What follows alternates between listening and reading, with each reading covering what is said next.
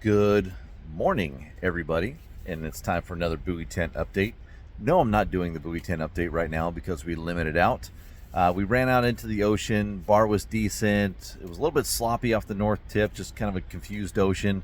Headed north a ways, got out of it, got a consistent swell, everything going the right direction, and dropped in double, got one, lost the other. It was wild. Got into a couple shorts, missed another one, got a nice Chinook. And then the folks were just not feeling too hot. It was extremely foggy, so you could only see maybe about 100 feet. And that makes it a little bit tough if you're getting any type of motion sickness. And with those rollers that we had out there, they weren't big, but they were big enough where if you can't see anything, it can definitely get you. And what we've always said is that fishing's supposed to be fun. Like my mentor, Jack Glass, who has his boat right over here, always says, we don't sell fish, we sell fun. We're not out here to try and limit out every single day. We're here to try and show people a good time. If you're puking, you're not having a good time. You should not pay your fishing guide to puke for 8 hours. So what we did is we had the one king in the box, came back in, picked crab pots, got plenty of crab for everybody. Everyone, we split up that one king, so everyone got some Chinook to take back. They got a bunch of crab. They were happy. They were feeling better. Good day. So even though we're back early, a little bit shorter trip than normal, it was well worth it to the crew that was on board because they still got to go home with some meat, and they got to see the ocean, they got to see the lighthouse. It was a fun day nevertheless. So not really much to report from me personally. The guys that are out there right now are catching fish, green line and red line, and sounds like a mix of Chinook and coho, a little bit deeper, a little bit further west. Sounds like the bite's been a bit better than in tight in that 20-30 foot, more out 60, 100, 120 foot further offshore. So, since I really don't have much to report, well, I guess I can tell you what lures got bit best, but there's only a handful of biters. I'll show them to you here in a second. The corn chowder one got bit pretty good, and jawbreaker got bit pretty good, and of course Misty River. But again, it was less than 10 bites before we wrapped it up, called it a day. So, since I have some time, I wanted to show you guys the whole fish nip thing. And fish nip is a good bait to use for inside your super baits, inside your spin fish, and it works not just down here in the ocean but here in the estuary, and I use it quite a bit upriver, even all the way up above Hood River when we need to get above Bonneville due to closures. And the reason why Procure came up with fish nip, and I helped work with them on it, is that I got tired of using canned tuna because you just burn through a can every single day. I wanted something that would last a little bit longer and was a bit better quality. And so what Procure did is they took actual tuna and processed it in a way that it's shelf stable, so it can just stay on a shelf forever. It's not just in a can. And then when you open it up, it'll still last for 2-3 weeks. As long as you keep it cold, you're in good shape. Now, if you add anything to it, like anchovies or herring, sometimes I'll do that. It's only good for a couple days because you've put real biota, real meat into it, and so it's only gonna last a couple, 3 days. But the way it sits now with the fish nip out of the package, as well as the oils that you can put in there, I like using the water-soluble oils just because it helps absorb into the fish nip a little bit better and permeates through the bait better too. It will last for 2-3 weeks as long as you keep it cold. So it'll last you, one package should last you 4, 5, 6, 8 trips, which is really, really nice. All right, let me show you what I did with it. So first, let's look at the package. Try and do this best I can here. All right, so first on the back of the package, it'll show you, even talk to you about customizing, which is what I'm going to do here right now. So all the different ways you can use it: bait wrap, spawn sack, clamshell lures. But customization, that is what we're going to talk about right now. So first, when it comes out of the package, it almost looks like beef jerky, but if you break it up a little bit, you can see, you can actually see like the sinew there. You can see like the bloodline and the sinew from tuna. So this is just pure tuna that they have used their chemicals and salts and everything else, bite stimulants, to make it shelf stable. So that's how it comes out of the package. It's almost like beef jerky, a little dry, but there's like all the sinew and everything else in it. So what I do is I take some of this and I put it into one of my containers, and then I add water-soluble scents to it. I'll drop this down here so we can see it better out of the sun. And what I'm looking for is a consistency almost like Play-Doh. So let me first go over to the scents I use. I set it all up. All right, so These are the water soluble scents here. They're a heavy, or they're just a good liquid because it'll absorb into the bait really well. Sometimes I'll put some anise in there too if I'm going to be out in the ocean. Right now I'm doing mainly the anchovy, herring, sardines, and of course this one right here is probably one of my favorites, the Deadly Duncan. It's a little bit thicker than the other water solubles. These water solubles, you can see they're kind of watery, but this Deadly Duncan's a bit thicker. But it is just, I mean, it's pure goodness. Bloody tuna sardine, it's a pretty good one to use. So those are the ones I'm using down here right now, but again, use whatever you like to use in your fishery.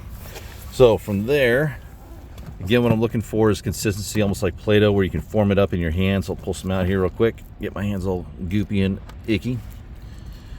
And so when you can pull it out, form it up, it should be able to take some sort of a form when you mush it up together, and that way it'll go into your baits and stay in there really well. If you get it too soupy, it'll just slide out of the baits over the course of time, just that water pressure coming through your baits.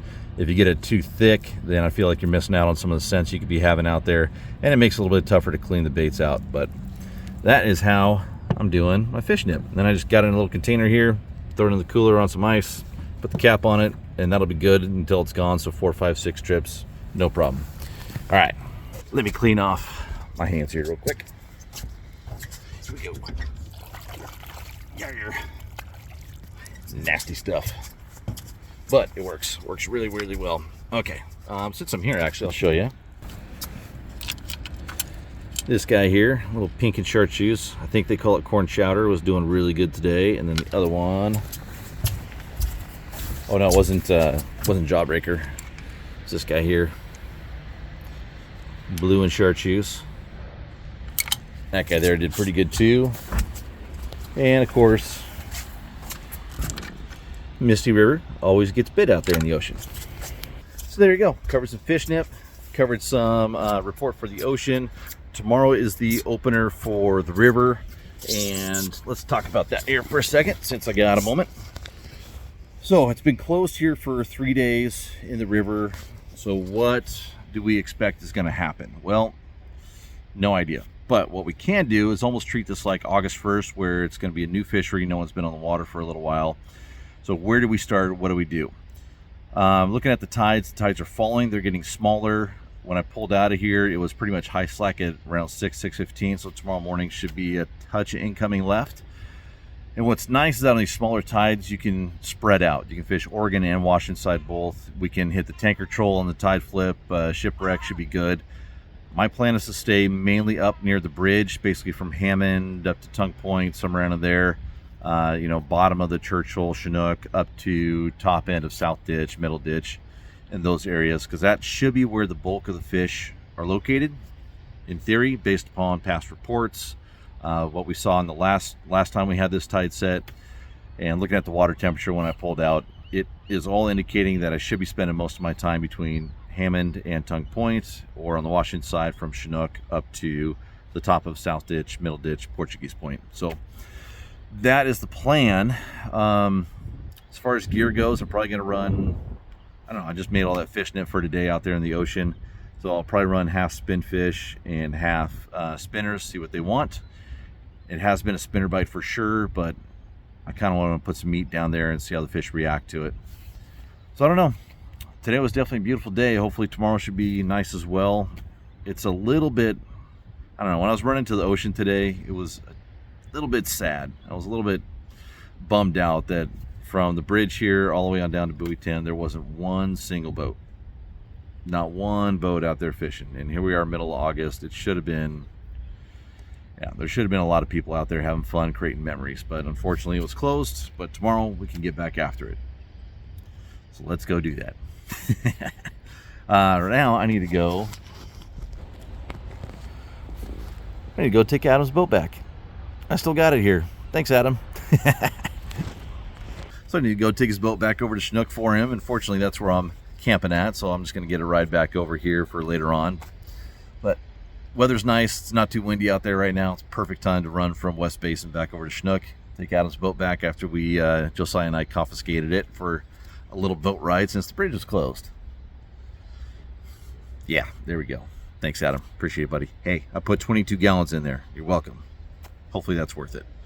Okay, time to get the boat cleaned up, get all this salt off, and break down some gear. I'm going to put on some different bumpers and whatnot for tomorrow's opener. Get this boat just dialed, set, ready for the next few days before the next closure, which is a week from, well, next week, Monday, Tuesday, 28th, 29th, I believe, is the next closure. And if the ocean's good, I'll stay up here and keep doing that. If not, might head upriver. Those dam counts shot way up. So you guys upriver, the fish are there, whether they're biting or not. Yeah, sounds like it's still a little bit tough. It's probably due to water temp, but mess around with that fish nip. That should help inside your clamshell baits.